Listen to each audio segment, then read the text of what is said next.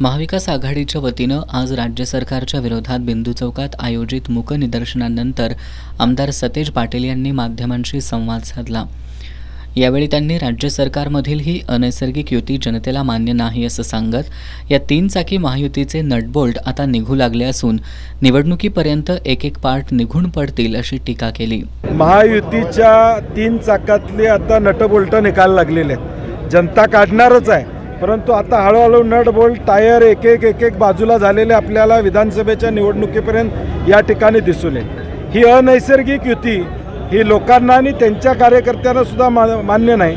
आणि कागलमधून मला वाटते सुरुवात झालेली आता महाराष्ट्रामध्ये अनेक विधानसभा मतदारसंघात अशा पद्धतीचं वातावरण आपल्याला या ठिकाणी दिसून येईल। पालकमंत्री हसन मुश्रीफ यांच्या राजकीय कोंडीविषयी बोलताना आमदार सतेज पाटील यांनी महायुतीच्या मुख्यमंत्र्यांनीच मुश्रीफ यांची कोंडी केल्याचा आरोप केलाय।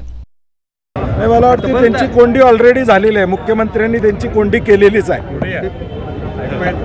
मुख्यमंत्र्यांनी त्यांची कोंडी ऑलरेडी केलेली आहे। आणि आता कारण की आज समरजित गाडगेंचं स्टेटमेंट बघितल्यानंतर लक्षात येते की त्यांनी बोललेलं आहे की देवेंद्रजी फडणवीसांच्या कानावर गोष्ट घातल्या असं मी ऐकलं।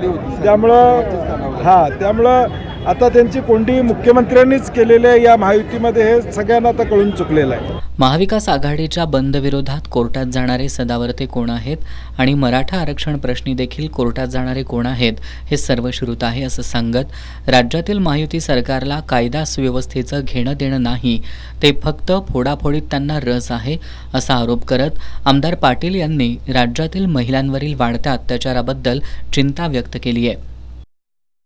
बंदच्या मुद्द्यावर कोर्टात गेलेले सदावर्ते कोण आहेत हे सगळ्या महाराष्ट्राला माहीत आहे। त्यांना पाठिंबा कुणाचा आहे हे सगळ्या महाराष्ट्राला माहीत आहे। मराठा आरक्षणाच्या विषयामध्ये कोर्टात जाणारी माणसं कोण होती, आत्तासुद्धा कोर्टात जाणारी माणसं कोण होती। उच्च न्यायालयाने देखील अत्यंत तत्परतेनं या सगळ्या गोष्टीची दखल घेणं, हे सगळं बघितल्यानंतर जे जाणार आहेत ते सरकारच्या बाजूचेच आहेत हे सामान्य माणसाला माहीत आहे। गेल्या 2 वर्षातली आकडेवारी बघितली तर आपल्याला लक्षात येईल की महिलांच्यावरचे अत्याचार, महिला गायब होण्याचे प्रकार असतील, मुलींच्यावरचे अत्याचार असतील, यामधली आकडेवारी वाढलेली दिसते।